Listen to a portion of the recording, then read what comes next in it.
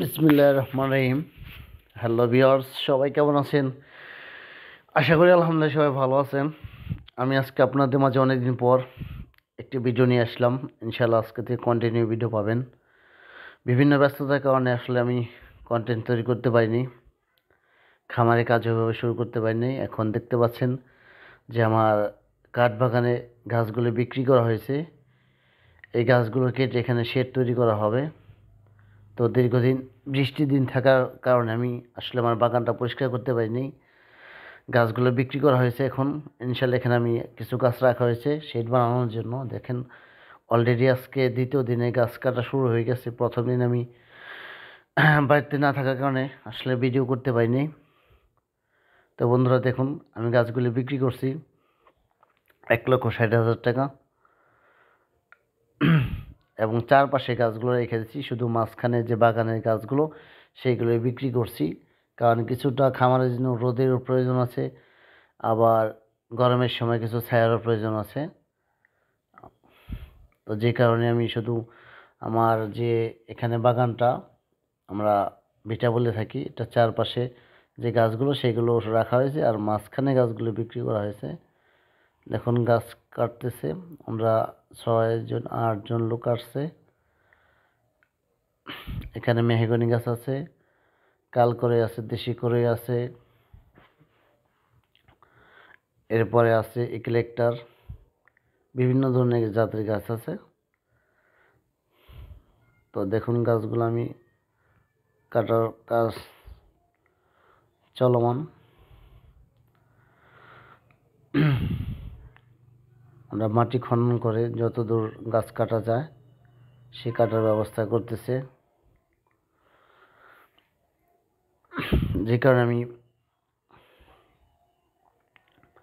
বড় আকারে খামার শুরু করতে পারিনি।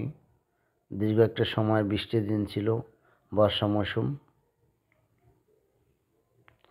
তো এখানে কাজ চলতেছে, দেখেন এই গাছটা কতটা নিচ পর্যন্ত খনন করতেছে।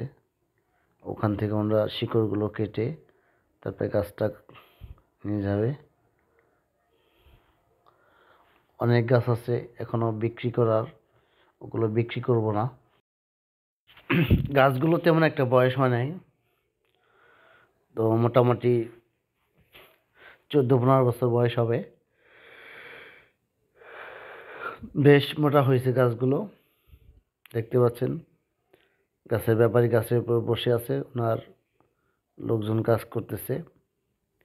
এই পাশে গাছগুলো কাটা হয়েছে, গাছের ডালগুলো রানগুলো ছাড়তেছে।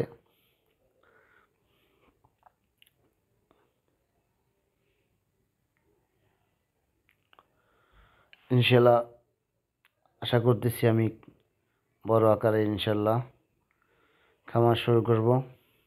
তো ইতিমধ্যে আমার খামারে 11টি 14টি ছাগল আছে, এর ভিতরে গাভী ছাগল আছে 8টি। অলরেডি 2টায় বাচ্চা দিছে, এবং ইনশাল্লাহ এই সপ্তাহের ভিতর বাকি 2টো বাচ্চা দিবে। এরপর 1 মাস পর আছে ইনশাল্লাহ। আমি আপনাদের প্রতিটি ভিডিওতে দেখানোর চেষ্টা করব। দীর্ঘদিন প্রবাসে ছিলাম, 9 বছরের মতো।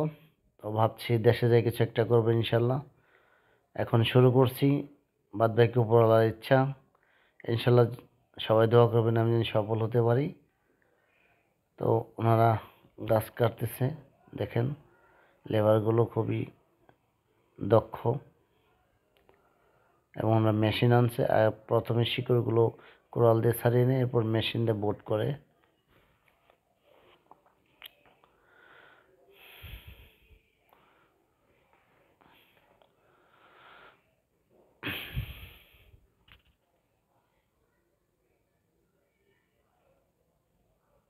আমাদের 7-8 জন লোক আসছে।